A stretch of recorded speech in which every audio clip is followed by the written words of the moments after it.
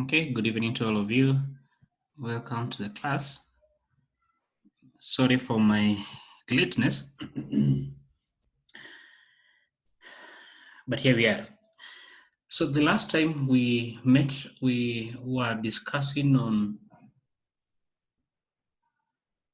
risk and return. Okay, the last thing we were discussing was on risk and return. Okay, and maybe just a simple recap. Okay, we see that essentially as an investor, you will be concerned, okay? Of course, the amount of potential return that you will be receiving from the investment, okay? The choice of investment, be it be equity share, be it be bonds, okay? Be it be even in non-financial instruments, in this case, for example, the case of real estate, okay? Of course, you have to be concerned, of course, the return that you're receiving, as well as the potential, okay, as well as the potential risk that comes with that particular asset. Okay, we said there are a number of methods you can use. Okay, of course, when it comes to assessing, okay, the risk of the potential investment that you're choosing. Okay, there are a number of things you ought to consider. Okay, the number of things that you ought to consider. And we discussed that there are different methods that you can use when it comes to quantifying the return as well as quantifying the risk. Okay, for the return, it's simply straightforward. It's simply what is the potential cash flows that we shall be receiving from the investment. Okay, what is the potential cash flow that we shall be receiving from the investment? We went ahead and discussed, okay, the different method you can use, okay, to assess the risk of an investment. The amount of the risk of an investment. Okay, so let me open my slide here.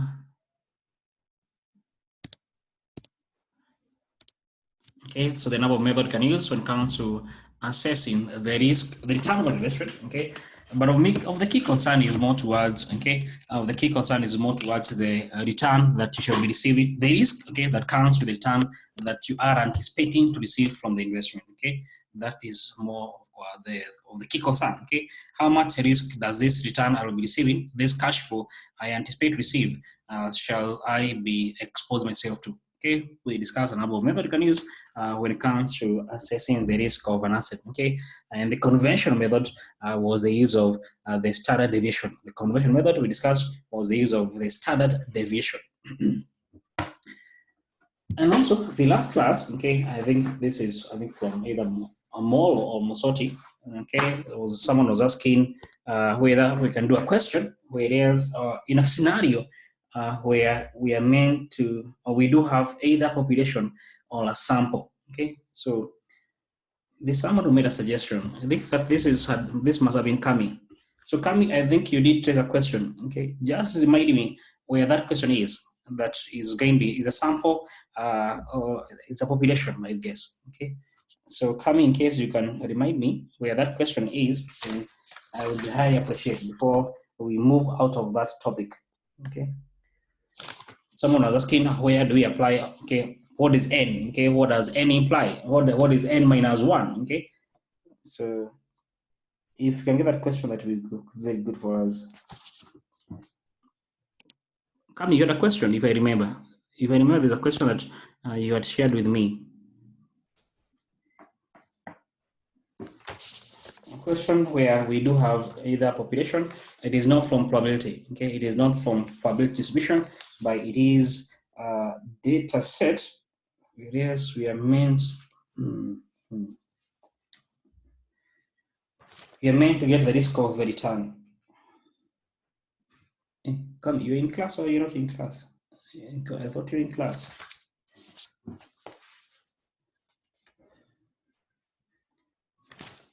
So I'm trying to trace that question. Okay, there's a case where we are meant to get the risk and return, okay, and the set of data we are given, it is not probability distribution, okay, because I think some of you are concerned where we apply probability distribution. A case where there is no probability distribution.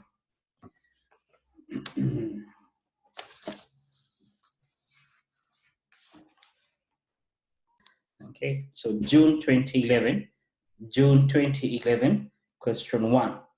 June 2011, question 1. Okay, as I look for that other question. In the meantime, we can do June 2011, question 1. So go through it, then we discuss together. June 2011, question 1. Okay, June 2011, question 1.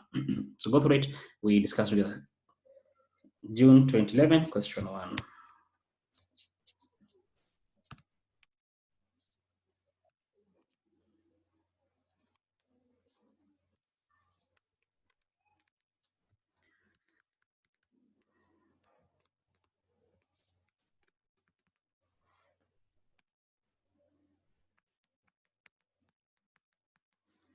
Okay, so go through June 2011, question 1, part A, part B.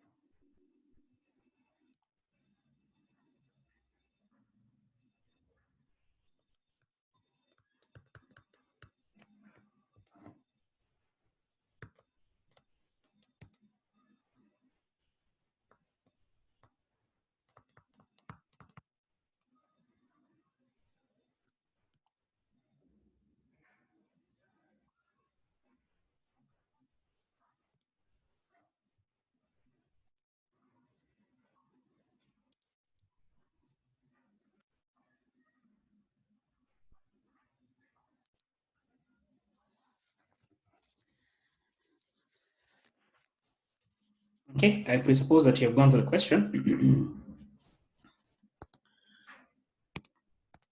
So in part one, you've been asked to discuss what we refer to as the mean variance rule. Then part B, you're meant to discuss what's we refer to as, or you're meant to apply the mean variance rule. Okay.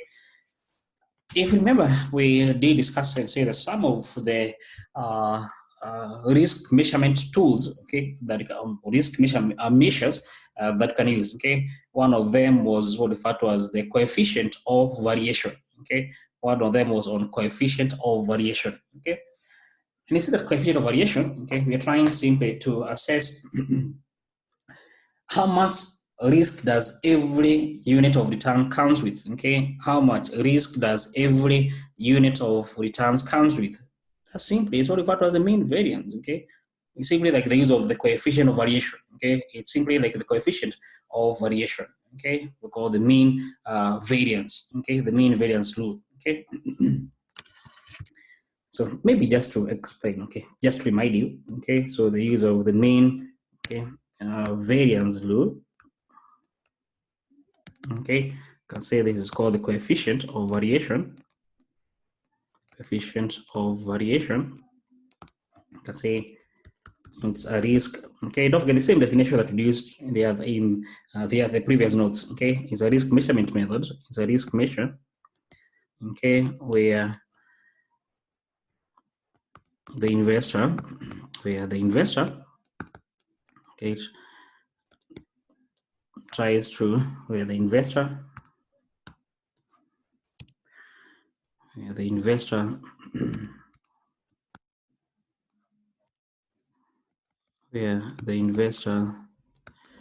okay, more or less determines or determines the amount of risk exposure, determines the amount of risk exposure per unit of return received, per unit of return, okay, received, per unit of return received. Okay, that's referred to as the mean variance, or simply the coefficient of variation. Okay, this is the coefficient of variation. Just remind you, is given us therefore the risk we divide by return. Okay, standard deviation. Okay, standard deviation we divide by return. Okay, standard deviation we divide by return. Simply standard deviation we divide by the mean return. Okay, that's simply called the mean variance rule. Okay, simply trying or attempting to determine, okay, how much return you shall be receiving, how much risk you shall be exposing yourself for every unit of return. Okay, for every unit of return.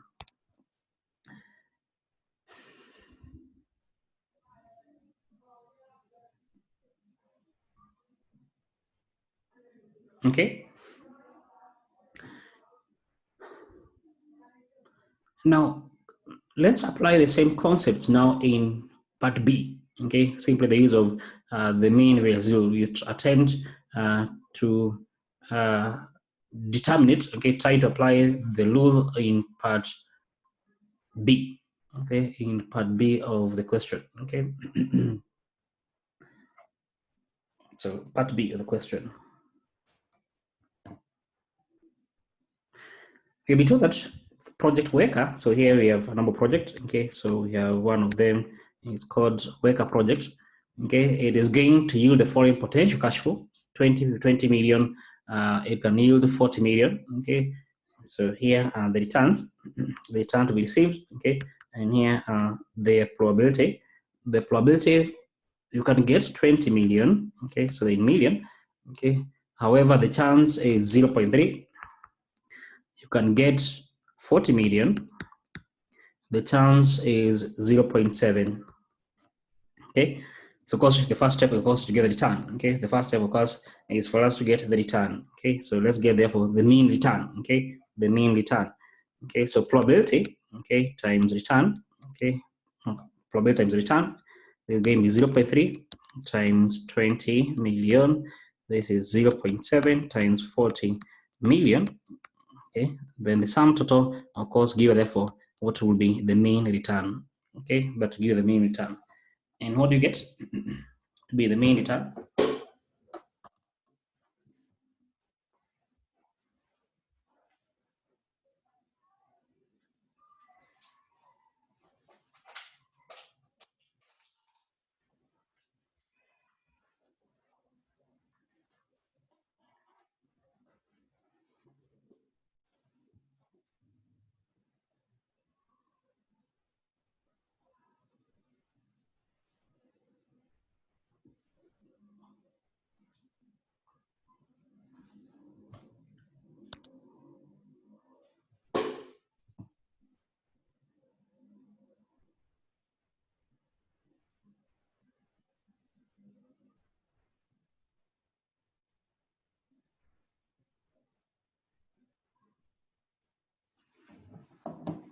Okay, and Guess we have answers here, and we get 34 million, and we get 34 million. We get 34 million, therefore, to be the mean return for Weka. Okay. The next bit, of course, is to get the risk. Okay. The next bit for us to get the risk, and the risk is simply probability. Okay. Multiplied by the deviation squared. Okay. Probability times deviation squared. Okay. For the first outcome, okay, the outcome is 20 million. The mean return is that 4 million. We square the deviation, we multiply by the chance rate occurring, which is 0.3. Okay, second outcome, it's 40 million. The mean is that 4 million. Okay, squared. The probability is 0.7. The sum total give us the variance. Okay, the sum total give us therefore the variance. And what's the variance for this particular security, for this particular investment? Okay, the variance sum of deviation squared times probability will give us therefore the variance. Give us how much?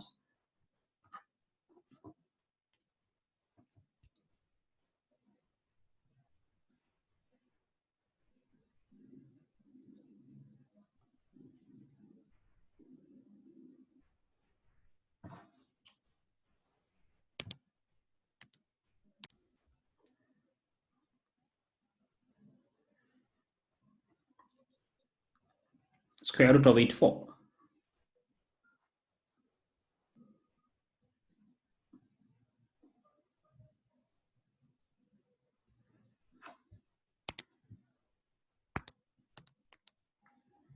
So you don't round off. So 9 million, 165,000, I presuppose.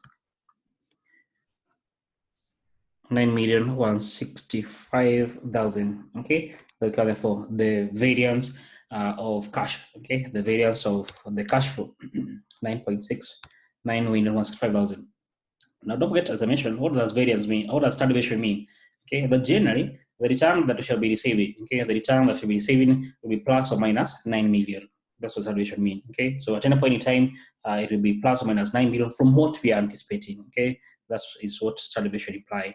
Okay, either way, you can see therefore the coefficient of variation, okay, or the risk, okay, the return per the risk unit, okay, you can say that to be equal to coefficient variation will be equal to the standard deviation, okay, is equal to 9,165,000. We divide by the mean, and the mean was 34 million to give us 0.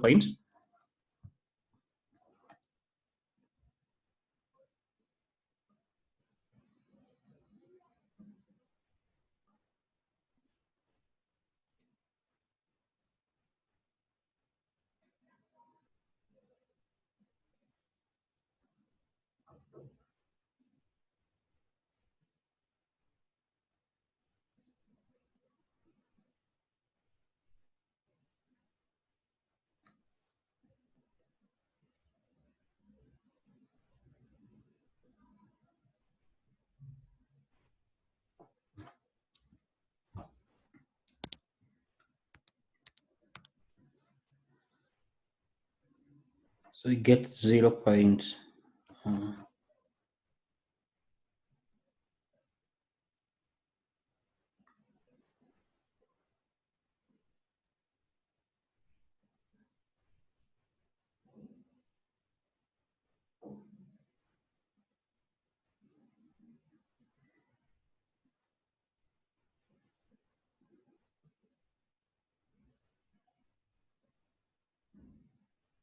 To get 0.26, okay, 226, okay, 2696, 0.2696 to be the return to be received for every unit of return exposed, okay, for every unit of return that we are exposed to.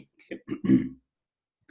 That's the coefficient of variation, okay, for our first set, okay, that is for project letter, okay, that for project worker, okay, that is for project worker, okay, that for every term, for every unit of return that we shall be receiving, we are exposed to 27, roughly 26 unit of risk exposure, okay, that is for the first, okay, that is for the first project. Now, project 2 is project letter. Okay, so that's for worker. You can now have here letter project, okay. And what do we get? Okay, we follow the same process. Okay, we get the risk and we get the return, and of course we do get the risk. Okay, so that is for later. Okay, so same process. Okay, you have here project probability. We have the return probability. We were told that you can get 20 million. The return is 20 million. The chance of you getting 20 million is 0.3. You can also get 55 million. The chance is 0.7. Okay, so of course we get the midterm probability times the return. Okay, that give therefore, so you multiply probability return, the sum total, okay, will give therefore the mean return.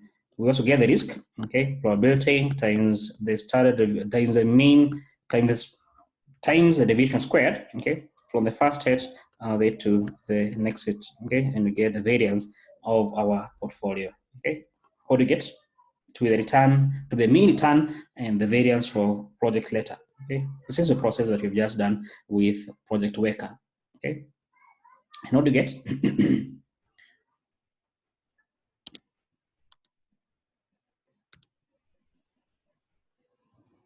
Okay, from Mesta, the return is 44.5 million.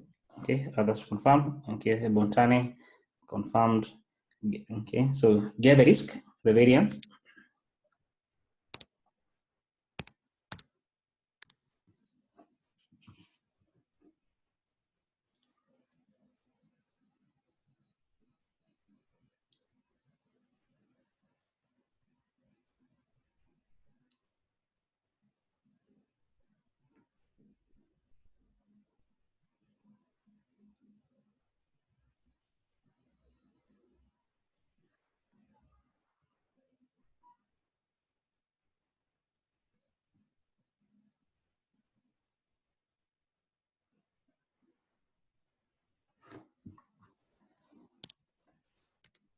Okay, we get 16 million.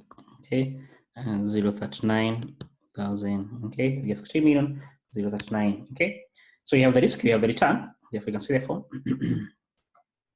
the coefficient variation for this particular case is going to be equal to the return is 44. Okay, the risk, we begin with the risk. Okay, the risk is 16 million 039,400. Sorry, 1,000 divided by the return, which is 44.5 million, to give us how much with the risk by return.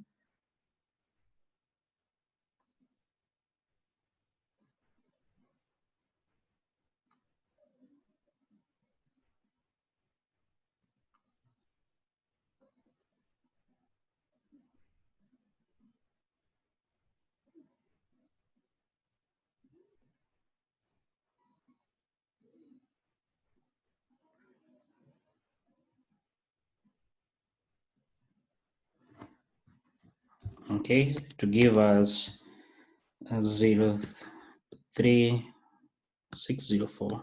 Okay, 0604.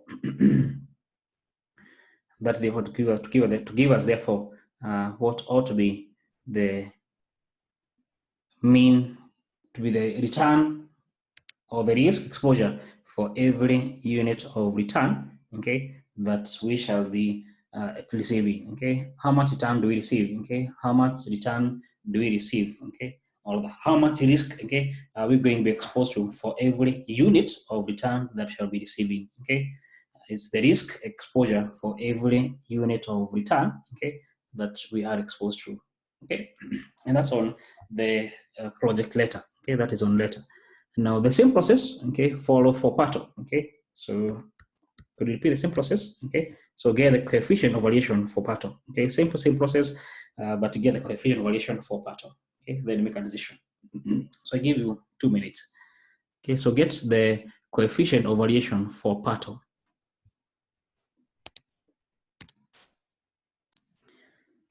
Okay, we get coefficient variation equal to 0.1429. 1429 to be the coefficient of variation for the case of Pato. No, we're meant to make a decision, okay? We're meant to make a decision as to which of the three projects, okay, we ought to be investing our money in, okay? So we're meant to make a decision as to which of the project we are meant to be investing in, okay? So of course, based on the risk and the return. So based on the risk and the return, okay? If we go to project Worker, okay, the amount of, don't forget, all the return is the same. It's one return, one unit of return. This is a risk measure, okay? So we get 26, 29 for project Worker. For later, we get the 604. It's a higher risk level, okay? And for Pato, we get 1429. So the question is, okay, which of the two of the three projects, therefore, should you accept? By default, therefore, we accept Pato, okay? Why? Because it has the lowest risk for every unit of return the investor is receiving. Because this is the risk exposure, okay? This is for Pato, this is for later, okay? Look, you can see the risk here is lower. The return are equal, are the same. It's one unit of return, okay? However, you can see the risk for Pato is lower. The risk for Pato is lower, okay? It is 0.14 units, okay? Compared to the later, okay? As well as for the case of Worker, okay? Which is 2696. So we make a decision, okay? Which of the investment, therefore, should we take? Okay, of course, it's Pato because you're going to get the risk is lower for the same unit of risk. Okay, so the risk is lower for the same unit of return. Okay, the decision.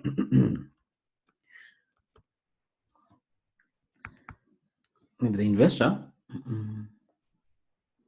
advise the company. Okay, the company, okay, should accept or should invest in Pato. Okay, since it has the lowest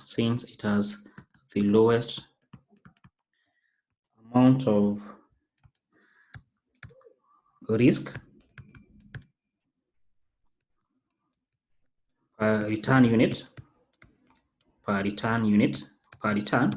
okay, compared to all the other projects, compared to the other two projects, okay, that it has the lowest amount of risk for every unit of return, okay. That is the decision you meant to make, okay. That's on how to make that decision, okay. Maybe just to expound on the mean variance rule, because I've seen that there are 4 marks, and I highly doubt the exam is going to give you 4 marks because of this statement we wrote here on top. Okay, so maybe this could be maybe 2 marks more or less. Okay. So actually, the mean variance rule, okay, one of the conventional measure you can use is a coefficient of variation. Okay, they are not synonymous. Okay, maybe just to highlight here. Okay, they are not synonymous. Okay. But one of the common measure you can use, okay, or you can apply it, you can use is a coefficient of variation, okay, but that is not the mean variance rule, okay. Just to expound here, okay, just have it here down here, okay. Assuming, so it's just some extra notes on it, okay. So assuming that the investor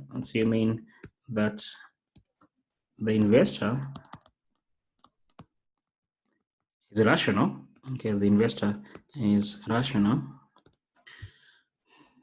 So the investor is rational.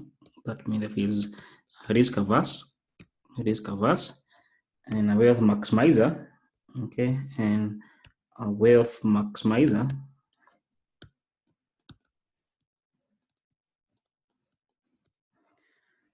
okay. So we can say 1, okay. If we have 2 projects, okay, 2 projects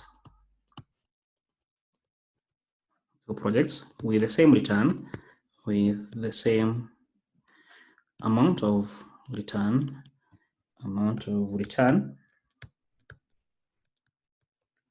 then the investor,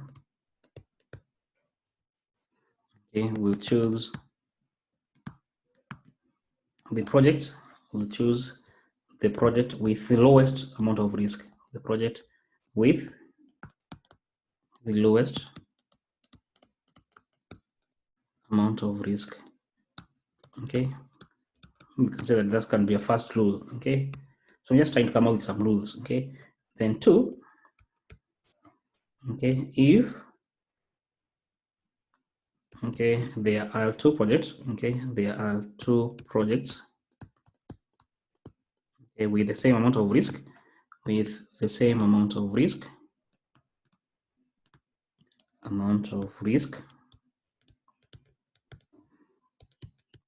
investor, the investor will choose the project,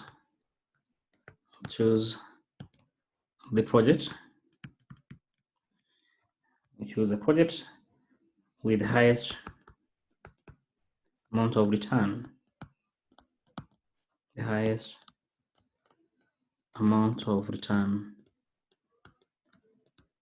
okay. This can be first or second rule, and maybe third one, okay. In case 1 and 2 cannot apply, in case maybe 1, so 2 and 1, okay, are not clear cut. Let me just call it that way. Not clear cut decision.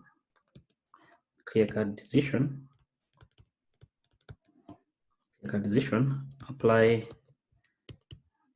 the coefficient of variation concept. Like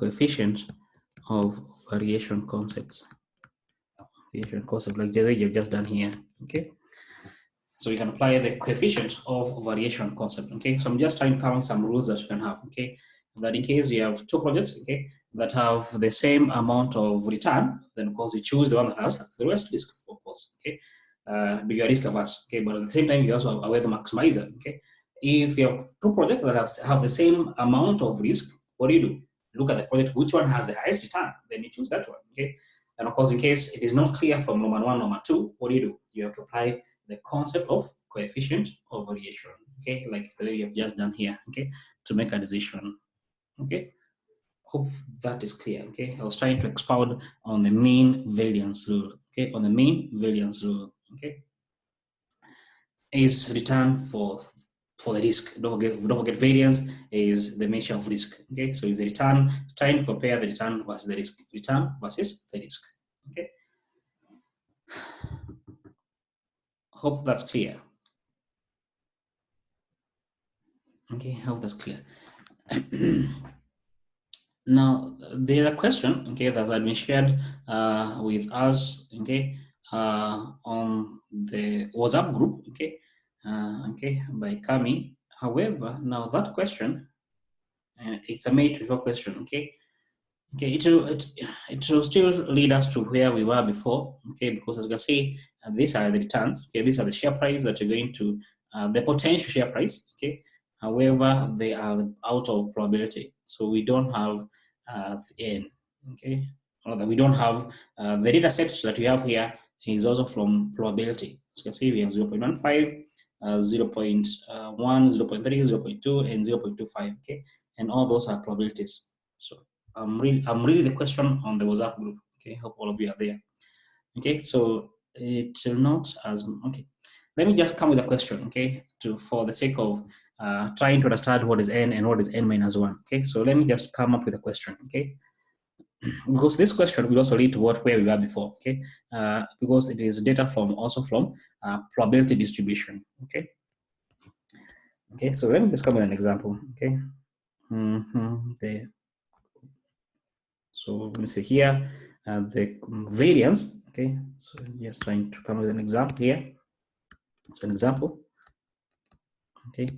I'm trying to assess the variance. So the title can be variance, standard deviation. Okay, where the data set is from a sample or from population. So let me just come with some rough example. So here we have, this is time, okay. This is our x, which is the independent variable. Time here, so we have in 2010, 2011, 2012, okay, 20. Let me just not squeeze them so much. So here, 2010, 2011, 2012, okay, and 2013. And here, these are the return, okay, that were expected, okay, maybe the actual return to the case. These were the expected return, You can just change them, okay? So that these are 2020, the return that we anticipate, 21, 2022, 2023, so that it makes sense, okay? In the year 2020, okay, at the end of the year, the return that the investor expect to receive, okay, from the asset, for example, is let's say 10%, okay? Maybe here it is 15%. Here, let's say 18%, and in the year 2023, it is equal to 14%, okay? Let's use a case where we don't get a decimal. 10 plus 15, that's 25, 43, 43. So let me use here 17 so that I don't want to get a decimal. So that we don't get a decimal. So let me just choose here to be 17. Okay, 25 or 3, 60. Okay. And those are the returns that we anticipate to receive, okay, from year 2020 all the way to the year 2023. Okay. So the question that follows, okay, calculate, okay, the risk, okay, calculate the risk of the expected return of the asset's expected return. Now, in this case, okay, maybe this example, okay, don't forget this data is not from probability, okay, it's not probability distribution, okay. This is a return that we are anticipating, okay, to receive for the year 2020 all the way to the year 2023, okay. It's not like, and actually, maybe just to try to assist you to understand where this is coming from. Maybe in the year 2020, there are some series of returns that we are anticipating to receive, okay? Maybe in the year 2020, you can receive, for example, 20% return, you anticipate to get 5% return, and you can also maybe get, let's say, let me assume 2 cases, okay? Let me just assume 2 cases, okay? And you can also get, for example, 20, 5,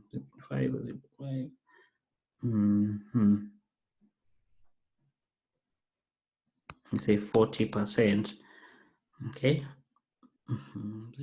So here, assume that the return we are anticipating to receive, the chance of us getting 40%, okay. Now this is the return for the year 2020, okay. The chance that you're going to get 40% in the year 2020 is, let's say, 0.1. It's 0.1, okay. Give us 4, 6, no, this is 0.2. Let me just trying to come with an example. So this is 8, this is 2, and this is they want to make sense.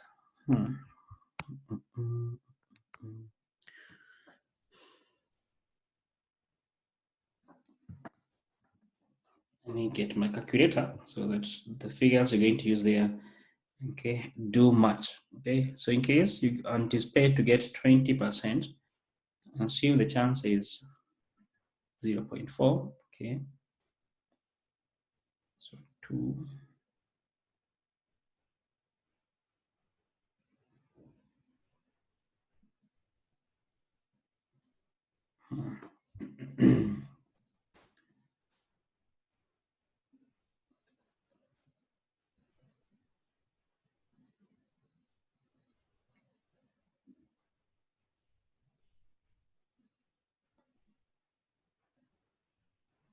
No, that is not helping us.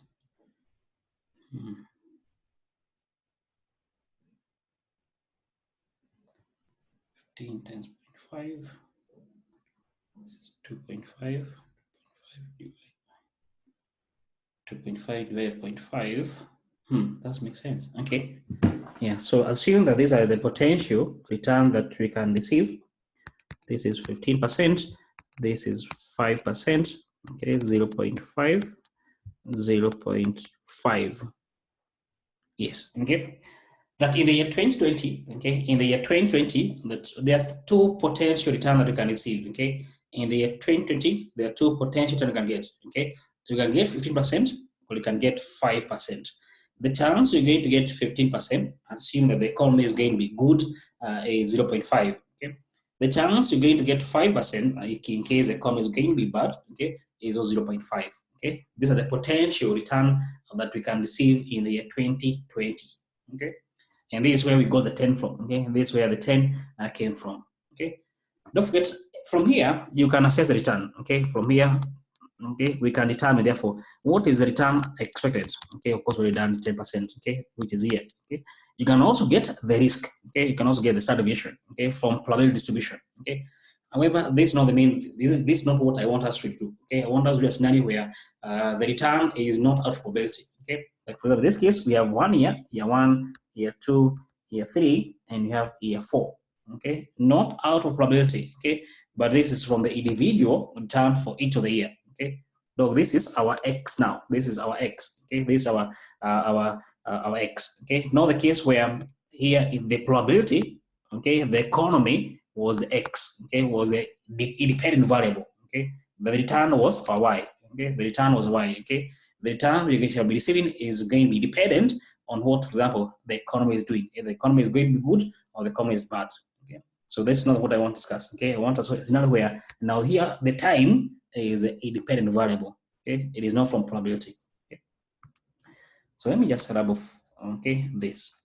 We go back to our original question. Okay. Okay, that was meant just to try to assist you to understand, okay, where we are coming from, okay. That's all this. Now, if there's a question, okay, let's go back to our original question, okay, and you're meant to determine, therefore, what is going to be the risk of those return, okay, what's going to be the risk of those return. Now, what do we do, okay? The standard deviation, okay, don't forget, assuming, no, this is, as I mentioned, when it comes to finance, okay, when it comes to finance, we always assume that the data set is a sample. Why? Don't forget, this is a forecasting you've just done. This is a forecast you've done from the year 2020 to the year 2023. Don't forget, you could have done the forecast all the way to the year 2050, but you chose to do all the until the year 2023. So there's no way this data set can be population. Okay, it can only be a sample.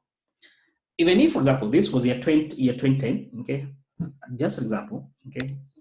So this was year 2010, okay. This is year 2022, year 2011, okay, 2011, 2012, 2013. No, those are 4 years, okay. That's true. Those are 4 years, but this is from year 2010 to the year 2013, okay. As I mentioned, there's no way that that's going to be a population. Why? Because we don't have the year 20 to 9. We don't have it. We don't have the data for the year 2014 going onward, okay. So that's why you see that in finance, we all assume the data set is a sample, okay, is a sample, okay, unless otherwise told, okay. But generally, we assume the data set is a sample, okay.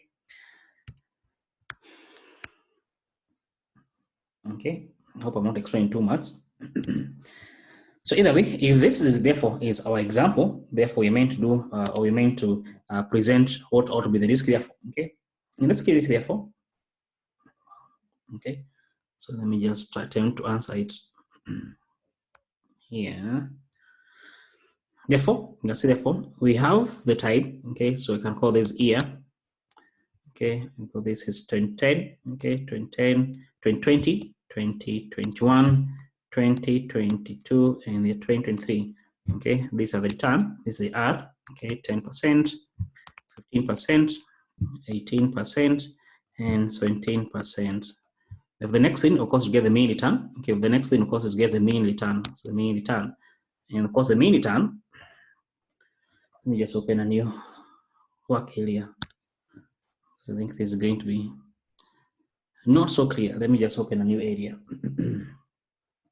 Okay, so just be split year and the return. Okay, so this is year 2020, 2021, 2022, and 2023.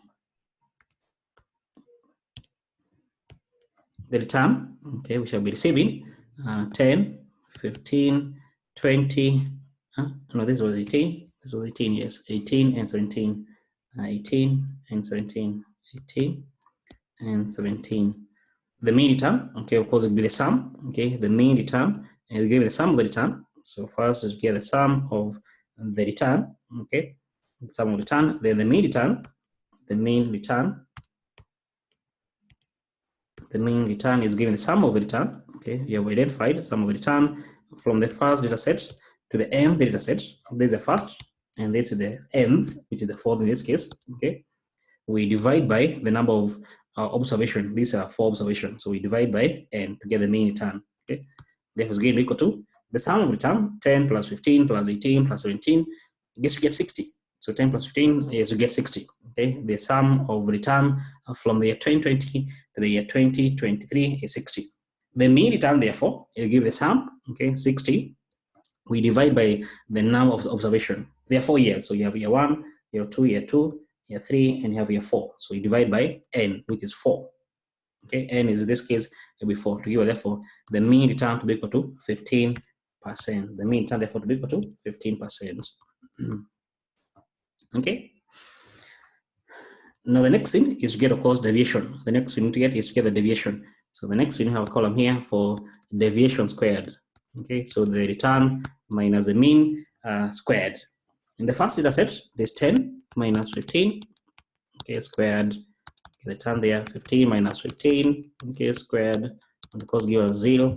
So 18 minus 15, okay, squared to give us 9, and 17 minus 15, the mean, okay, squared to give us 4. Okay, and here to give us 25, because it's 5 squared, 25, 3 squared is 9, and 2 squared is 4. The sum of deviation squared to give us how much? The variance, okay, will be equal to, the variance is the sum of deviation from the first data set to the n data set. Okay, so the sum of deviation squared, this is the deviation squared, we divide by, don't forget this is a sample, okay, so we divide by n minus 1, because this is a sample, so n minus 1. So what do we get, what therefore do you get therefore to be the sum of deviation squared? Okay, so 25 plus 9 to give us 34, 34 plus 4 to give us 38, okay, to give us therefore 38. Okay, that is the sum of division squared. Therefore, 38 we divide by n is 4 minus 1. Don't forget there are 4 years. So you have year 1, year 2, year 3, year 4. So 4 minus 1 to give us 3. 3 give us 9 point. 9, not 10 point. Okay, not even 10, 12 point. To give us 12 point. Give us 12.67 to give us 12.67% squared. For this variance, 12.67% squared. Okay. Therefore, the standard deviation, okay, is the square root of the variance, okay, the one we just obtained above here. So square root of 12.67% squared to give us 3 point.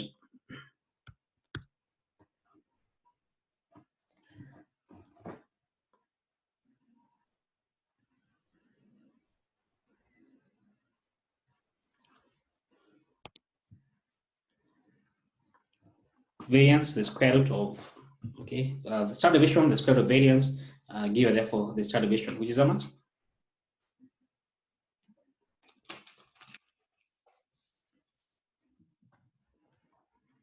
Okay, to give us 3.56.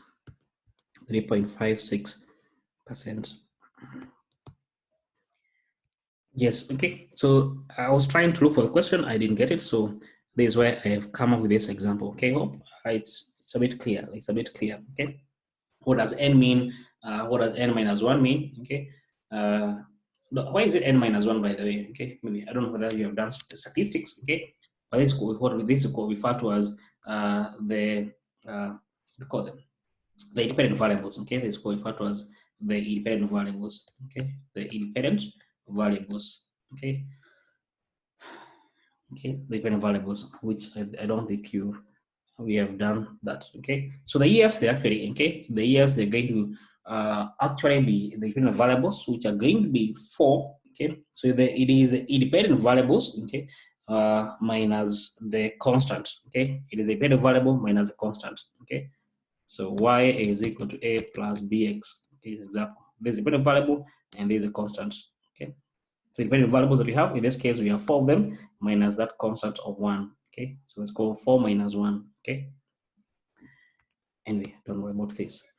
So n minus 1. Okay, so n in this case is the number of years. Okay, the number of years in this case minus 1 to give us 3. So that 8 divided by 3 to give us therefore the variance. Standard deviation, the square root of the variance we have obtained there. Okay, I can't remember who was asking this question. Okay, but I hope it is now clear. Okay. Don't forget now this data set is not from probability, okay? It is not from probability, okay? So be careful, okay? Be very careful, okay? Are they from probability? Because if it's from probability, don't forget there's no n here, okay? For probability, the one you just done, there's no n here. We don't apply the n. But if you're going to have a scenario, okay, where the data set, okay, where the data set, especially, okay, is based on time, it is based on time, okay, like in this example, this is time based, okay, this is time based, where is this? This is time based, okay, then of course you have to use n minus 1. If you sample population, then it costs be n, okay. I hope that is clear, okay. Why are we using n minus 1 instead of n? Because this is a sample, okay. We are using n minus 1 because this is a sample, okay.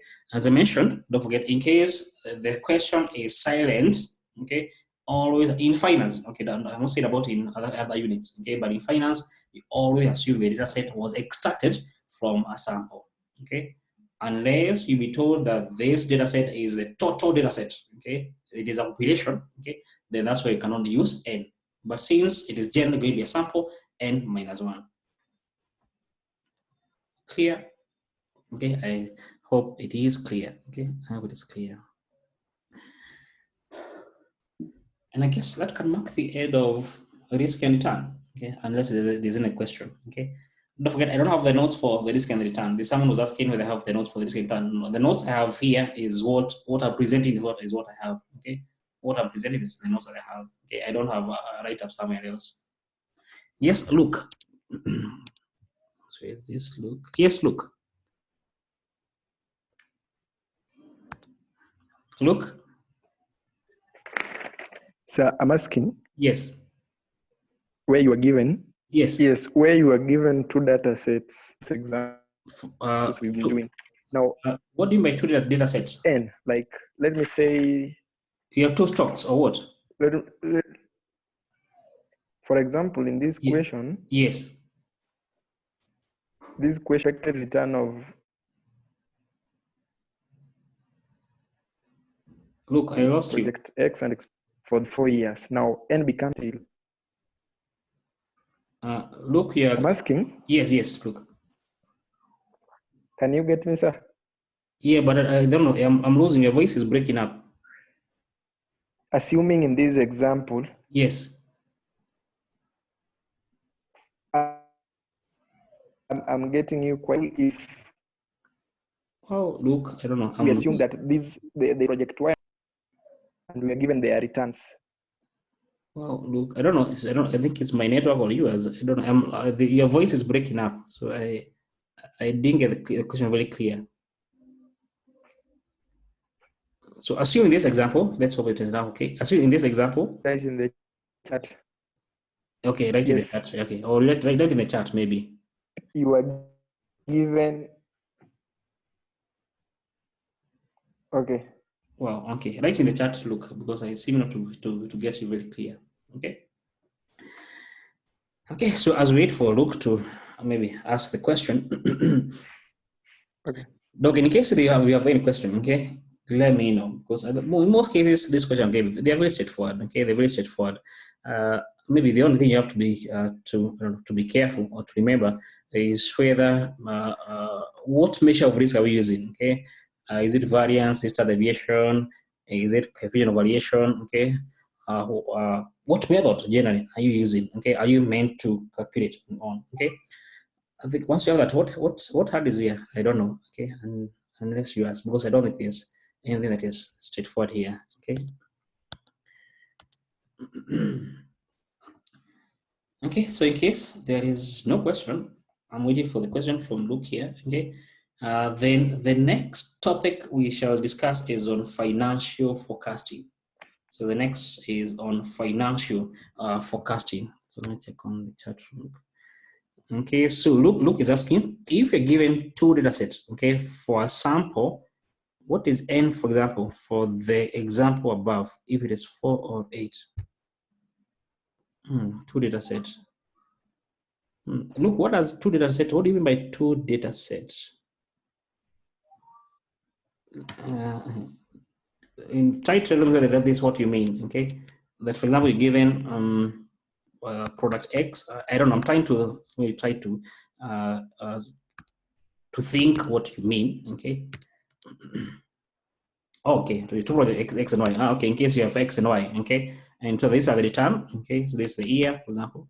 So I'm trying to just understand what Luke is trying to ask. So this is the year 2020, 2021, 2022, and 2023. Okay, and the return here is 10. Okay, it's 18, 17, and let's say 10%. Okay, then for Y, okay, this project Y, for Y, okay, the return can be, let's say, 6%, there can be 10%, there can be 8%, for example, and they can be, let's say, 13%. Look, this is what you mean. I'm assuming this is what you mean. You have two projects, okay, X and Y, okay, with the return for X as follow and return for Y as follow, okay.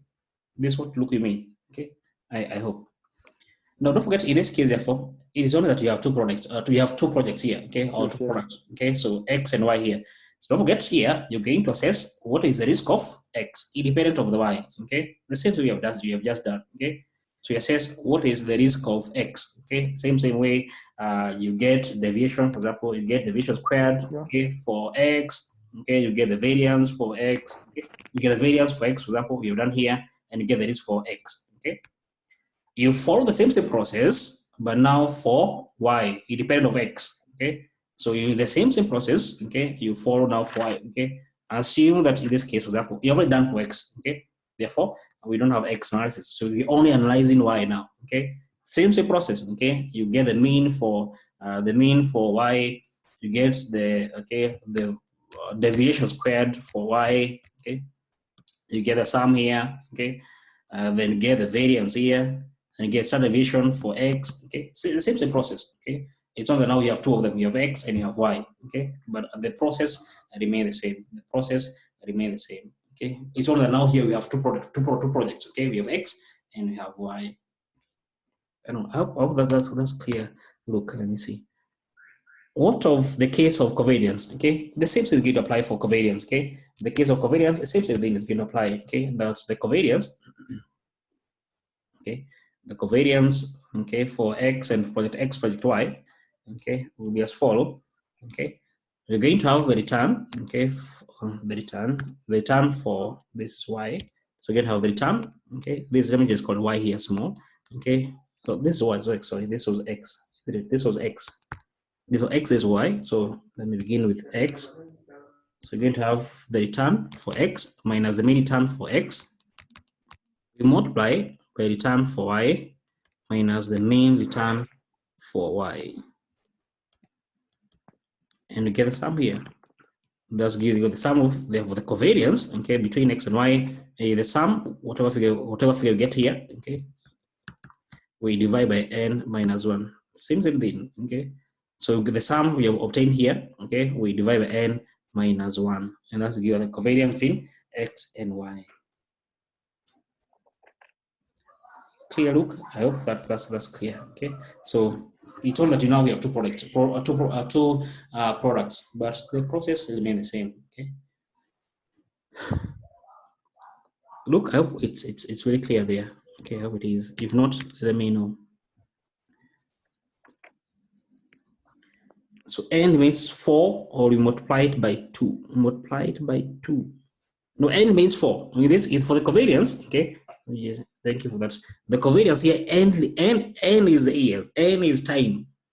Don't forget, n is not the percent here. N is this, not the n. These are not the n. These are not the n. This is where we have the n here. This is the time, which is our x, our independent variable. Okay, our independent variable, which is, as I've just told you, in most cases it will be the time. Okay, it can be months, it can be weeks. Okay, but our n is the number of data set here. How many do we have? Okay, so we have 1, 2, 3, 4. Okay, so it's not 8. They're not going to be 8. Not 8. No. Okay, they're 4 data set. Okay, one data set, second, third, and fourth.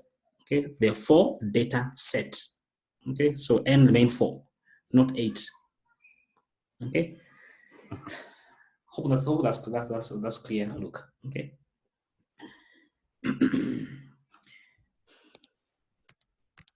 Okay, anything else? Okay, so in case you didn't question, look, don't forget, you can ask me. Okay, so that's therefore can mark the end of risk and return. Risk and return. Okay, the risk and return. Okay, so if there's no question, I guess we're gonna take a very short break. Okay, so now it's 7:10. Okay, now it's 7:10. We can meet at 7:20. So we take a 10 minutes break.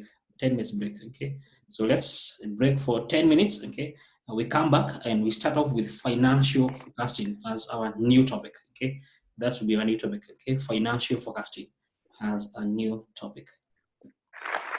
Okay, let's meet at 7:20.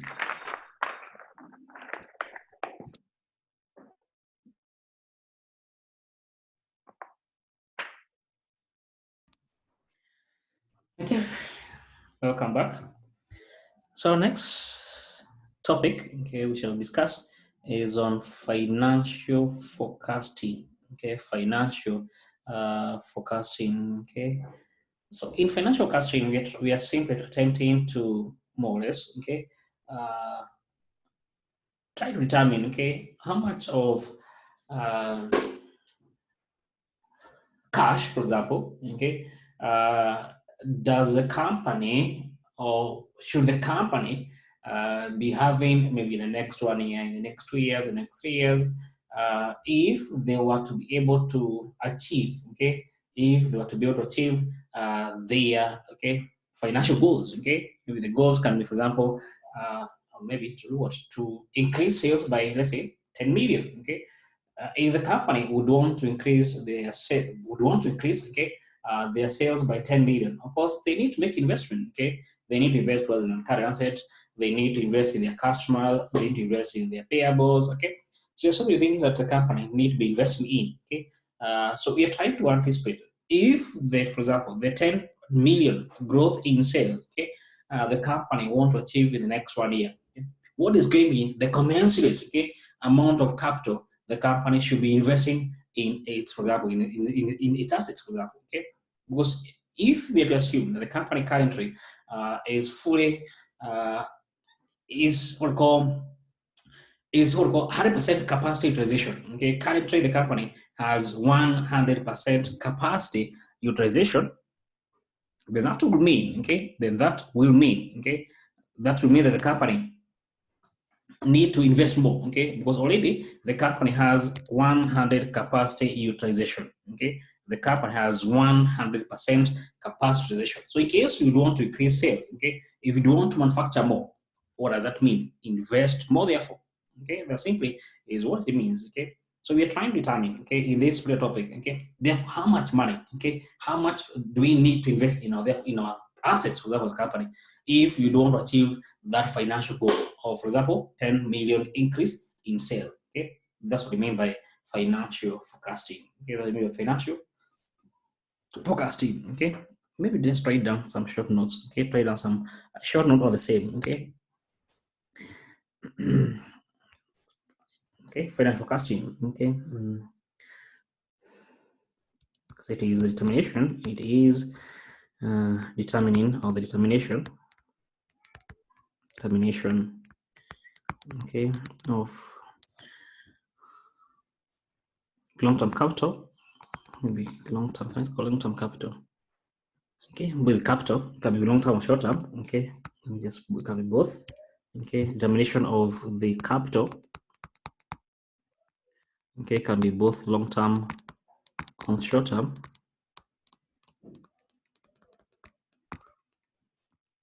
Okay, the firm that a company needs, company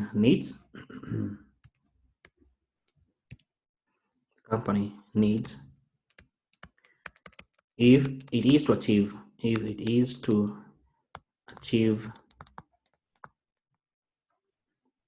okay, a financial target. Okay, for example, okay, increase in sales, for example, the goal can be, for example, increase in sales.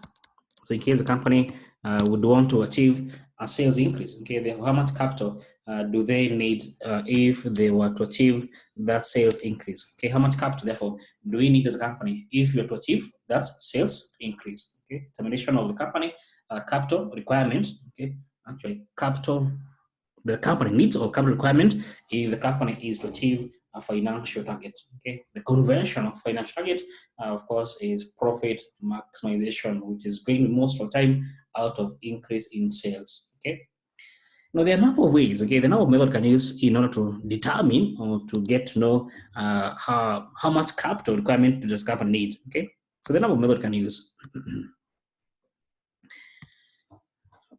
Okay, let's say there are a number of methods. Okay, there are a number of methods. There are a number of methods. Okay, that a firm can use. A firm can use. Okay, okay, to determine its long term, to determine its capital requirement, to determine its capital, to determine its capital requirement, capital requirements. Like I said, the first method can use is the so-called the regression analysis. Okay, the first method can use the so-called the use of regression analysis. Now, I'll not go through regression analysis. Why? Because you did it in section 2. You did it in management accounting. So here I will not go through it because you have done it already. Okay, the dependent variable, the dependent variable. So simply in this method, we need to determine. Okay, don't forget here you can say that y. Okay, our what is going to be the driver, okay, of for us to achieve, for example, that sale target, okay, of 10 million sharing increase, okay, within a span of 1 year, okay, which assets need to increase? So our consider for our what's our x, okay, sale, okay, is our target, okay, the 10 million increase in sale is our target. But for us to achieve that sales increase, then you must be investing towards your certain assets. Okay. Therefore, y, okay, is equal to a plus bx. Okay, the regression, the simple regression analysis. Okay, y is equal to a plus bx. Okay, the y is the sale. Okay, now the y will become the sale. Okay, and the x will be the event variable. It can be the assets. Okay, it can be the receivables. It can be the payables. It can be the non-current assets. Whatever it is. Okay, whatever can influence the sale, whatever can be influence the sale, okay, become therefore our independent variable. Okay, so get to know what are the variables that do affect sales. Okay, what are the variables that do affect sale? Then out of it, come up with a regression analysis, okay, of y is equal to a plus bx, where y is the sale, and of course x is that independent variable. Okay, I hope that's clear. So I'll not go through it, okay, on the regression analysis. You have done that, okay. So I'm presupposing you still remember, and you have quite clear, okay, on how you to apply the regression analysis. Okay, I know that you are expert in that area. Okay, so B, method B, the use of cash flow forecast, which we have already done. Okay, the use of cash flow forecast, okay, or cash flow budgeting. Okay, so cash forecast, which we have already done. Okay, so that one done get together in class. Now, the third method, which could be new to you, not so new, okay, but could be new, is so-called the percentage of sale method. Percentage of sales method.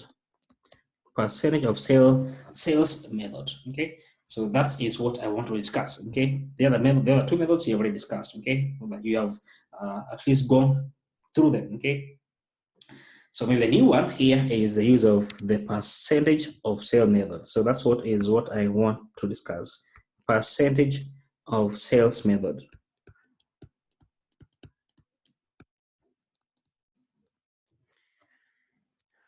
Now, in the percentage of sale method, okay, in the use of the percentage of sales method, okay.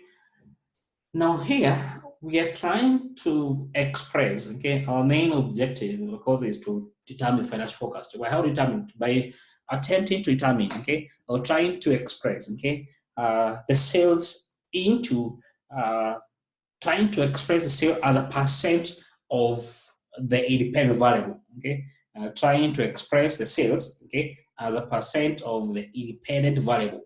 Okay, trying to express the sale as a percent of the independent variable. Okay, hope that's clear. Okay, and that's where the term is coming from. Percentage of sale.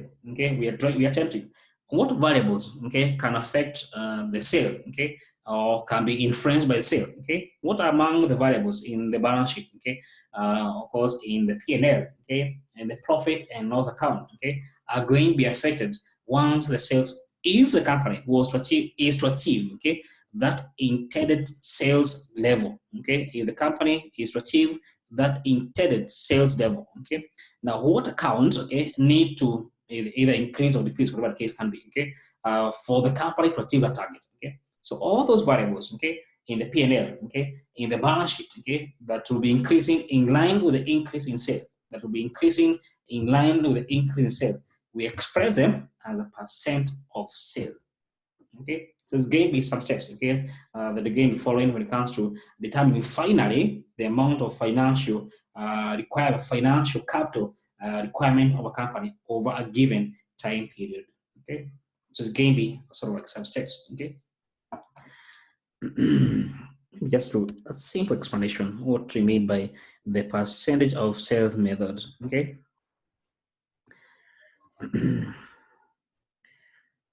Okay, you can say that it is a method. It is a method that attempts, okay, that attempts, okay, that attempts determine the capital requirement, determine the capital requirement through the expression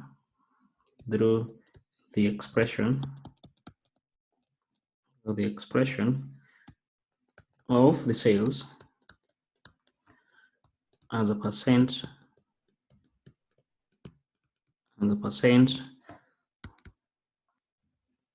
of the variables, as a percent of let me see what variables. Let me just define these variables. Okay, as a percent of the percent of the balance sheet items, the percent of the balance sheet items amounts. Okay, maybe just to let me just call them steps. Okay, not steps per se, but just to call them steps. Okay, now how do you apply this method? The first step, okay, is trying to determine, okay, what balance sheet items, okay, will need either to increase or decrease, okay, depending on the increase in sale. Okay, what part or what investment, okay, the company has made in the current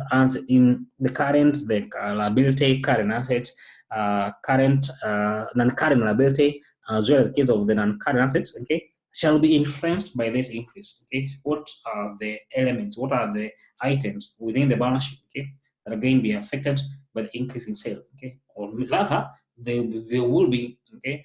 Or for the sale to increase, they need to increase or decrease. Okay, whatever the context can be. Okay, the first step, trying to determine what elements, what part of the balance sheet, okay, need to increase in order for the sale to increase. Okay, in short, what are the independent variables? Okay, they'll come the first step. Okay, okay, the first step is therefore, okay, determining. So the first step, determine the elements of balance sheet, or the elements, I mean the items. Okay, the items of the balance sheet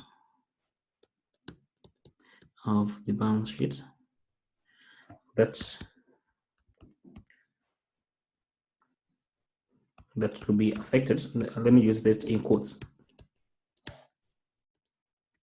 because of course the reverse is going to come. Okay, they'll be affected by the increase in sale, by the increase in sales.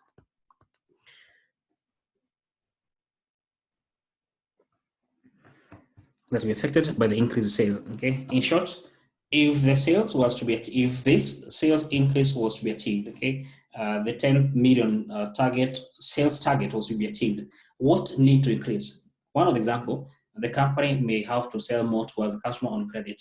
That means therefore the receivable need to increase, okay. Maybe the company need to invest more towards their machine, okay, because the machine the machine of the company need to produce more, okay.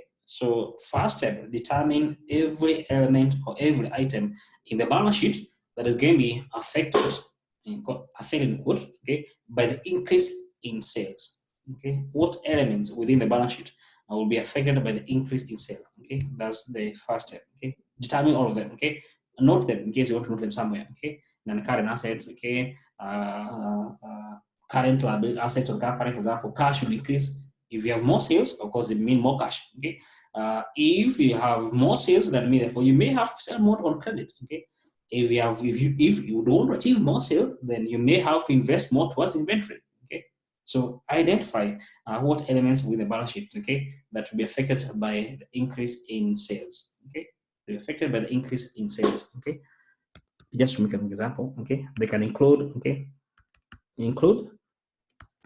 but not limited to, okay, include, for example, the non-current assets of the company. Okay, the non-current assets of the company, all the current assets, all the current assets, because they will be increasing, all the current liabilities of the company. Okay, was maybe in case you have more sales, then that means buying more from your supplier on credit, for example. Okay, so that's why the current liability are increasing. And of course, since the sales are increasing, then of course the retained earning is also increasing. Okay, the retained earnings is also going to be increasing because your profit is increasing. That means therefore there's going to be increasing profit therefore of the company. Okay, you have more sales, more profit, more retained earning. Okay, that's the first step. Okay, trying to identify what elements of the balance sheet shall be affected by the increase in the shall be affected by the increase in the company sales. Maybe here just to take a note. Okay, the company long-term assets, the company long-term capital sources, the company long-term capital sources are not assumed to be unaffected, are assumed to be unaffected by the sales increase. Okay, by the sales increase. Okay, the assumption, actually going to put it alone. Okay, unaffected. The assumption being that the increase, the sales increase is supported. Sales increase. Okay, is supported. This is increase is supported by short-term financials, by short-term, okay, capital sources. Okay, capital sources. Okay, so that's the first step. Okay, trying to identify those. Okay, and this is something that you need to take note of. Okay, and just underline it. Okay, so that's something that you get to know. Okay, so determine therefore what element of the balance sheet, okay, shall be affected by the increase in sale. Okay, as I mentioned, for example, if the sale was to increase, okay, if the sale was to increase, okay, then of course that means therefore the company will have to sell more on credit. That means therefore the company account receivable will be increasing. Okay, since the sales are increasing, then that means the cash should be increasing. Since you need to produce your unit, it means therefore you need to buy more machine. Okay, therefore the company non-current assets will also be increasing. Okay, since you're buying more inventory, that means therefore more inventory investment. At the same time, that means buying more from your suppliers. Okay, that means therefore payable investment also will be increasing. Okay, so all these elements or items of the balance sheet that shall be affected by the increase in sales. Okay, you take note of them. Okay, so take note of them. Okay, that is our first step. Okay. Second step, okay, of under the percentage of sale method. Okay, so second step, call it step 2. Okay, is once you have identified, okay, all those balance sheet items that will increase in line with the increase in sale, okay. The next step is you express those elements, those items, as a percentage of sale, okay. You need to express all those elements, okay, as a percentage of sale. Okay, that's the next step. Okay, so express all the balance sheet items identified above, or the balance sheet items identified in step 2, in step 1, I call it step 1, as a percentage of sale, as a percentage of sales. Let me give an example so that I explain that point. If, for example, maybe just here, for example, still in the year 2019, okay, these are the accounts for the year 2019, okay. The company sales then was, let's say, 10 million, okay, and the company, okay, so the balance sheet, okay, the balance sheet items we have identified above, okay, we had the company non-current assets, okay, we have inventory, okay, and for example, we have receivable, okay. I'm just trying to give some examples. The company investment in the non-current asset was, for example, 6 million. Okay, inventory was, let's say, 2.5 million. Then that is the year 2019. Okay, and the company receivable investment was, let's say 3.5 million. Okay, now these are figures from the company financial statement. Okay, so for all those elements, for all those accounts you have identified in step number 1. Okay, now step 2, express them as a percentage of sale. Okay, so this will be therefore, okay, we need to express therefore all those elements. So you can begin here, you say you can begin by non-current assets. Okay, so non-current assets as a percentage of sale equal to the investment we had in the non-current assets, 6 million. We express as a percent of sale. The sale was 10 million. So 6 million out of 10 million, we express as a percent. Is given therefore 60%. Okay. Then for the case of inventory, the same thing happened. We express inventory amount as a percent of sale. Okay. 2.5 million. We divide by 10 million. Okay. We express as a percent to give us 25%. Okay. The same applies for the receivable. So all the elements of the balance sheet, okay, that are going to be influenced by sale, then you need to express them as a percent of sale. Okay, receivable 3.5 million, divide by 10 million. Okay, we express this as a percent, give us therefore 35%. Okay, so all of them. Okay, so all the different accounts. Okay, all the different accounts of the company that are affected, okay, by the increase in sale, okay, by sales, in short, therefore, we need to express them as a percentage of sale, okay. Hope that's all clear, okay, hope it is clear. That's our step number 2. That's our step number 2, okay. So look our question, it looks you have a question, so let me check. So look,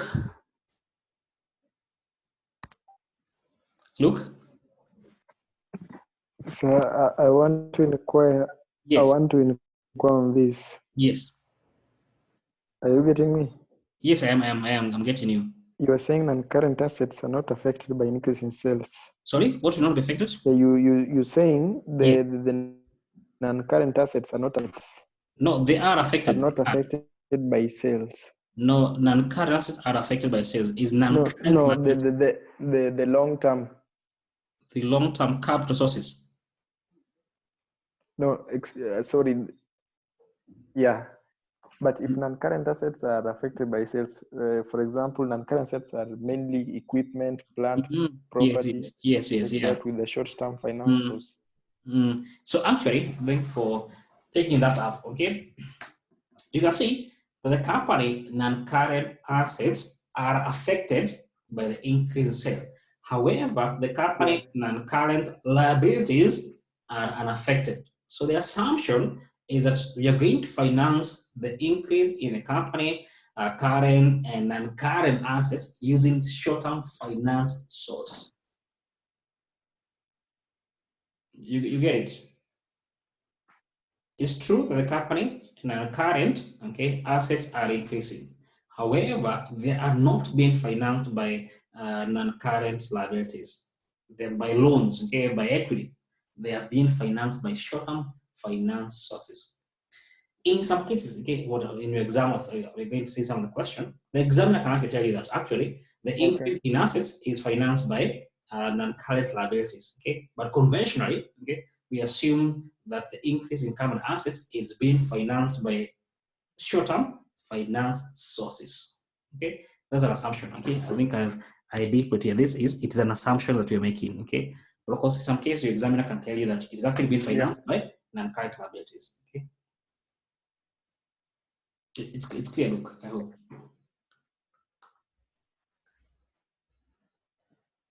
If it's not clear, then you can let me know, But essentially, we make an assumption that the increase in sales...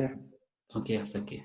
We make an assumption that the increase here is being financed by short-term finance. So it's an assumption, But unless others told, you assume that's the case, Because in some cases, you might be told that you actually shall be financing the increase in assets through the use of the non-current liabilities, long-term capital sources,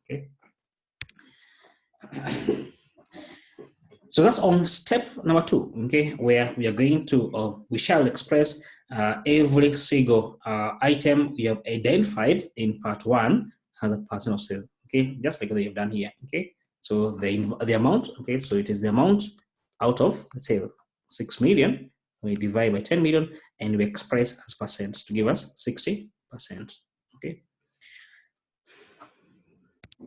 That's step number 2. Step 3, step number 3. Now, once you have expressed all these elements, although what you've done is step number 2, now the next step is determine what is therefore the increase in total assets, So the next thing is determine or calculate, So determine the total asset increase expected,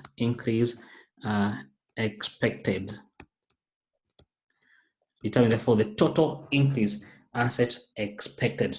Get to know that in the next financial year, the total amount we need to invest towards our assets is 10 million. Currently, the total asset we have is 40 million. However, we need to invest 10 more. If we are to achieve, for example, that intended increase in sales. So the next step, therefore, is to try to determine what is the increase in assets. Now, for example, just to explain more, For example, if this company currently their sales, this is from the example we've just done, the sales of the company is 10 million. If the company says that we want to achieve a 50% increase in sales, this for this company, in the next 1 year, in the year 2020, the anticipated sales amount is 15 million, a 50% increase in sales, Assume that case, So for example, if the company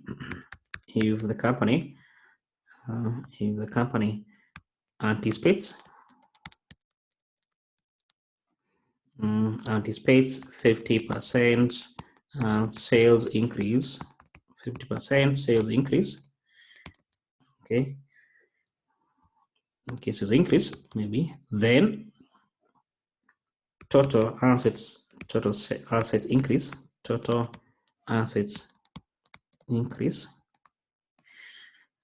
will be,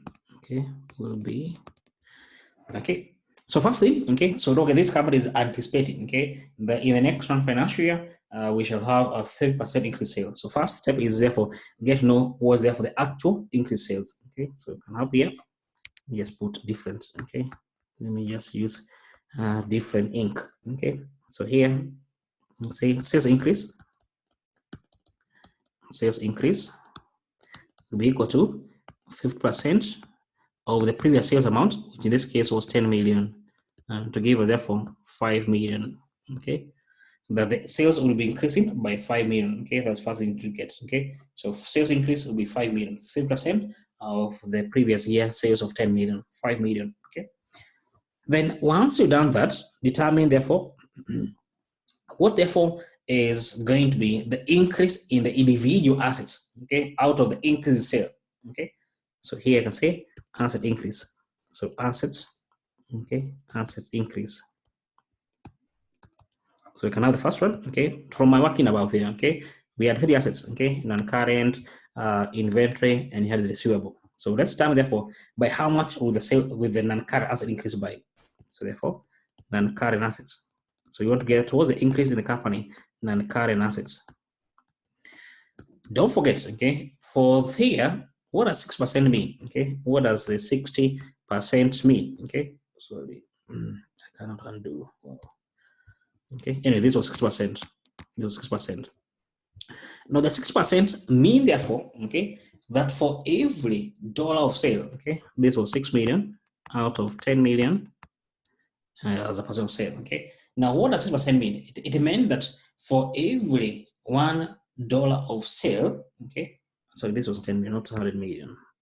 Okay, and it means that for every dollar of sale for this company, okay, for every dollar of this company, okay, then the company need to invest 0.6 towards their non-current asset, $0.6 towards their non-current assets. Okay, is that clear? Okay, that for every dollar of sale the company achieves or want to achieve, they ought to have invested $0.6 in their non-current assets.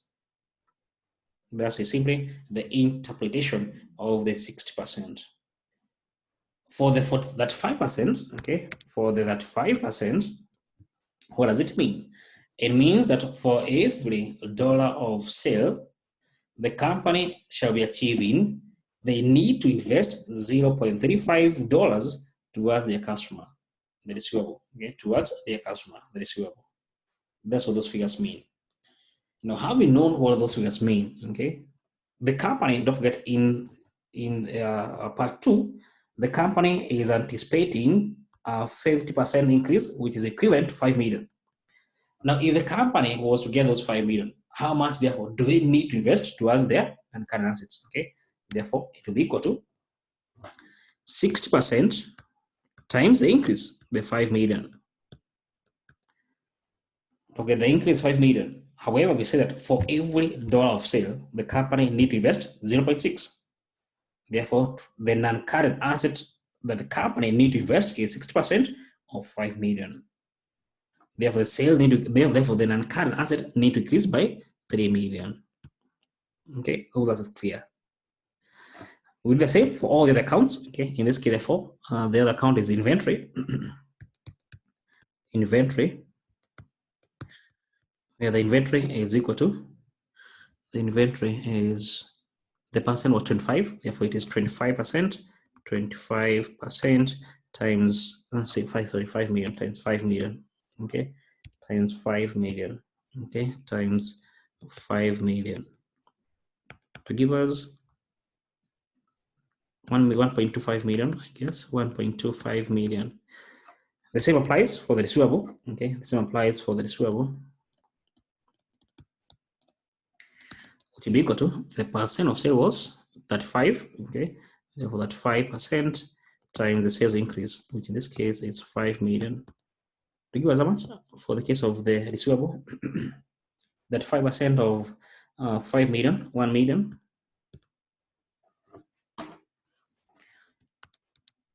Okay, 1,750,000, 1,750,000. Okay.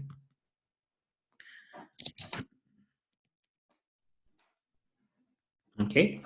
Now, then the sum total, give therefore the total increase in sales. How much is the sales increase?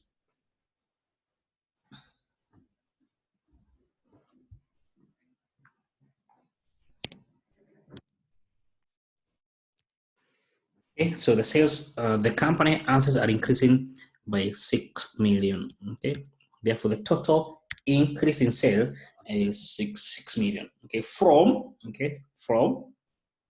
the asset for the company before was equal to 6 million plus 2.5 plus 3.5, okay, which was equal to 12 million. Okay, it's 12 million. Okay, so that's similarly, therefore, the asset of the company need to increase from 12 million, the total here, to 18 million. Okay, because the increase here is 6 million. Okay, therefore the total increase in company assets will be 6 million. Okay, so out of the 5 million increase in sale, the investment the company is making is 6 million. Okay, so that's clear. Now the next thing, therefore, now how do we finance this 6 million? Don't forget, 6 million means the company need to go and ask money from someone. Okay, someone must finance the 6 million. Okay, either from the bank, either from the shareholder, whoever it is, but the company must look for a way on how they shall be financing the 6 million, because this is what they need. Okay, these are the assets, the increase that is expected, the 6 million. Okay, so step 4. Okay, therefore we go now to next step number 4. Okay. Determine, so step 4 is determine the external finance required. Determine the external finance requirement. Determine the external finance requirement. But first, okay, the company internal sources. First, the company internal finance sources. Okay, we are going to call them spontaneous. Okay, finance sources, spontaneous finance sources. Okay, first, the company internal finance sources, okay, shall be used. Okay, used to finance the asset increase. To finance the asset increase. So in short, what do you mean by that is that before the company goes externally, okay, goes to external parties, okay, goes to the bank to borrow money, they need to have to use the internal finances first. Okay, for example, in case the company has already has made cash, it has made profit, okay, which is it has money, okay. Why would you want to go outside to borrow money, whereas you have the money first? Okay? So before you go outside, okay, to borrow money, first you need to use what you have. Okay, first use what already you have. Okay. So that's on that then. Okay, so let's get to know for this example. Okay, just for this example, we exceeded by time to time. Therefore, what is the amount of external finance that this company require? No, actually, I should have included here in the example current liabilities. Okay, so okay, let me just maybe slightly revise our question. Okay, by including in our analysis here the non-current liability. So what should I include? Let me just have here, just have off phase and include, let me payables. Okay, let me have payables here. We have payables here. So the payables was 2 million. Okay, so just try to add here. Okay, so that we can have all the different aspects of balance sheet that are being affected by the sale, from non-current assets to current, as well as to current assets as well as the current liabilities. Okay, so 2 million. Okay, so I've made that adjustment. So here I can express payable as percent of sale. Okay, which will be the payable, okay, which is 2 million out of the 10 million. I express this as a percent to give me 20%. Okay, to give me 20% to be the expression of the payables as a percent of sale, 20%. Okay. Okay, so just done this adjustment. Okay, so step 3 it will be the same. Now we are step 4. Okay, the financing. Now you say that the financing, before you go externally, you need first to look for money internally. Okay, and who are the internal financiers? One is the profit you're making. So one is from the profit you're making. Okay, so you need to use the profit first before you get someone else externally together to give you money. So the first, therefore, okay, so let me just have here, just call this solution. Okay, So first, it is a capital requirement, which is equivalent to the asset increase. Okay, the asset is increasing by 6 million. That means, therefore, we need 6 million. Okay, don't forget. The asset increase is 6 million. The financing, okay, let me call this internal finances. Okay, internal finance. This is the spontaneous. Okay, the term normally used is called the spontaneous finances. Okay, so here is spontaneous. Okay, finances. So first from Tinani, okay, so the first is be from the company retained earnings. From the company retained earnings. Now assume, okay, the assumption that the company has a gross profit margin. Let me just put it here down. It's an assumption I'm making here. Assume the company has a net profit margin, or let's say 10%. This is just an assumption I've just made, okay? That for every sale the company is making, they do retain, they do make a profit of 10%, okay? So if in the year 2020, the company sales are 15 million. In the year 2020, the company sales are 15 million. There was a profit. The profit in the year 2020 will be 10% times the sale, which is 15 million. Don't forget, it is 15 million, not 5 million. The 5 is an increase, but the sale for the year is 15 million. 10% of it is a profit. Therefore, before you go to the market to get the money, use first your profit. And the profit here, okay, is equal to 10% of 50 million to give us, okay, to give us, is it 5 million? 1.5 million to give us 1.5 million, okay. Look, this is money the company has obtained from the Tinani. If this company don't pay any dividend, okay, if this company don't pay any dividend, okay, don't forget this is for the retained earnings for year 2020. However, they have the profit for year 2019 also. Is that clear? So this company has profit for the year as well as for the previous year, okay, because they don't pay the, okay, let me put another assumption here, okay. The company does not pay dividend, no dividend payment. This is another assumption I've just made here, okay. Therefore, all the profit for year 2019 can now be used to finance the asset, okay. And the assets, the profit for 20 is 20% of 10 million. Don't forget the sale for 2019 were 10 million, okay, to give therefore 1 million, okay. Now, once you have used all the itinerary, okay, you have had, what do? The next, okay, so now this is the first. We can use next, we can use the current liabilities.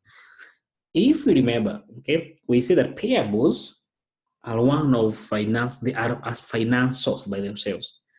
All the different components of current liabilities, okay, those are suppliers of finance, but they supply you with services, okay, or even goods, okay, instead of actual cash, okay. They supply you with okay, goods, for example, the inventory suppliers.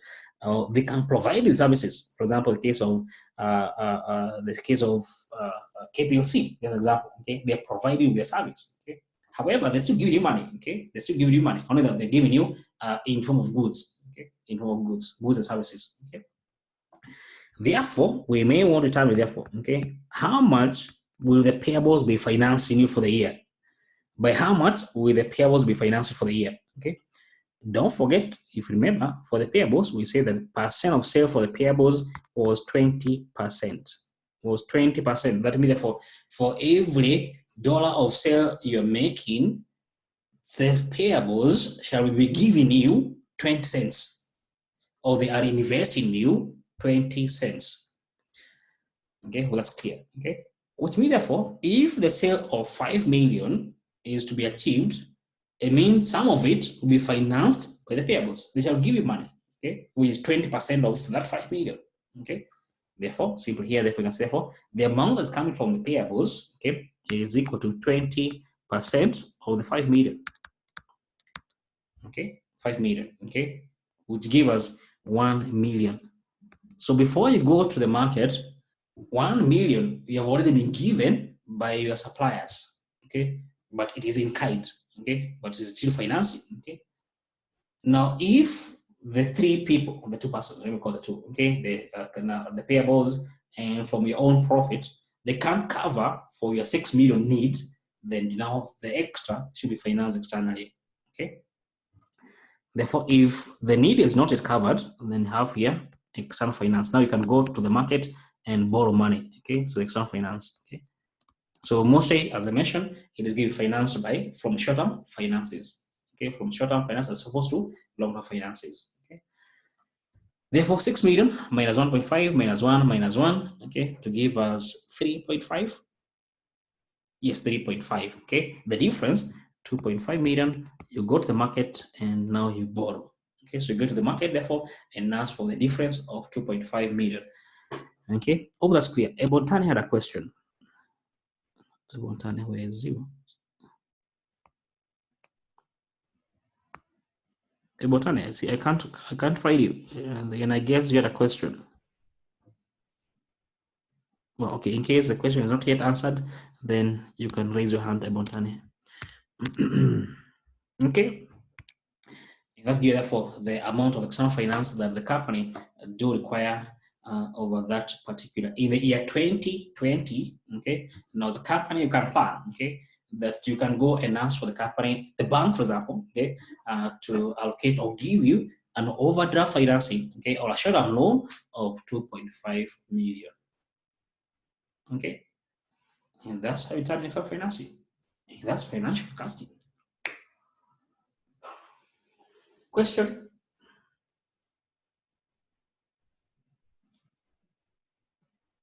Okay, if there's no question, then I guess there's a fifth step. Okay, not a step as okay. I call it a step. Let me just put it. Okay, fifth step here. Okay, you can prepare now the pro forma financial statement. Prepare pro forma financial statements. Prepare pro forma financial statements. Ensure they prepare the accounts that we anticipate, not necessarily a step actually, but sometimes the examiner can ask you that, okay, what accounts or how will the account appear for the company in the year 2020? Okay, Stacy, your question. Ask. Why are you listing retained earnings under external finance? As per se, it is not external finance. Okay, it is an internal. Okay, this is the two are. Okay, so who is this? So these two. Okay, so these two are spontaneous finance sources, the retained earning and the payables. They are spontaneous, they are internal, not external. Here, the external is coming in to cater for the difference. Okay, now this 2.5 is coming in to cater for the difference. The retained earning is not external, it is internal, it is a spontaneous finance source. Okay, I hope that's clear, Stacy. Yeah. Okay.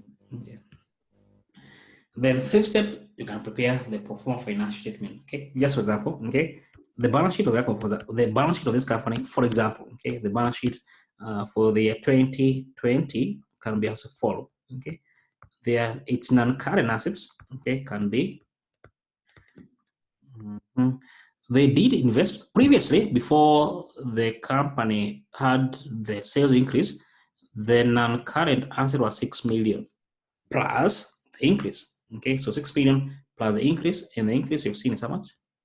The increase is 3 million. So 6 plus 3. Okay, so therefore, the non-current asset as per the balance sheet date will be 6 million plus 3 million to give us therefore 9 million is what will be as per the face of the balance sheet. Okay,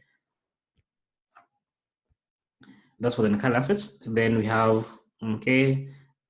current assets. Okay, I'm trying to prepare based on our example here. Okay, we have inventory, and the inventory for this company before was how much? I can't remember. So let me just go back. Inventory was 2.5 million plus the increase in inventory, which is 1.25. So 2.5 million, okay, plus 1.25 million, okay, to give us therefore 3,750. Okay, that is for the case of the inventory. Then receivable, the same thing. It was before, it was in 2019, and the receivable was 3.5 plus the increase 3.5 plus the increase of 1.75. Okay, plus the increase, so 3 million, 3.5 million plus the increase 1.7 and 1.5, I guess. I don't know. 1.5 or 1.725, 1.5. Okay, to give therefore 5,250,000. Okay, that's for current assets. Okay, and then of course equity. Okay, we have the ordinary share capital. Okay, it remains the way it was. Okay, whatever the amount will be. Then you have retained earnings. Okay, what will be appeared to the company retained earnings. We got retained earnings for the previous year, 1.5 plus 1 million, 2.5. We were therefore here, for example, 2.5 million. Then the non-current liabilities, they remain constant. That one I think we mentioned. Assume that the company is financed using current only. For its finance using only current assets. Okay, current liability only. So for the current liability remains constant. Okay, then current liabilities of the company, we have payables. Okay, we have payables, and the payables before, in the year 2019, the payables was 2 million. Okay, we have it here. Okay, we have 2 million here, plus the increase. So 2 million plus the increase payable, we have it here. Okay, so 2 plus 1 give us 3 million. Okay, so 2 plus 1 to give us 3 million. Therefore, the payables balance 2 million plus 1 million to give us therefore 3 million. Then you have here, we call it external finance. Don't forget, you have seen that you're going to go to the bank and borrow money, the external finance. Okay, so external finance, which we got to be equal to 2.5 million. We have it here, the 2.5 million. Okay, so you're assuming that this money you're going to borrow. Okay, you're going to go to the bank and borrow that money, 2.5 million. And that's how, for example, you can prepare the pro forma balance sheet. Okay, that's how you should therefore prepare the pro forma balance sheet for this particular company. Question?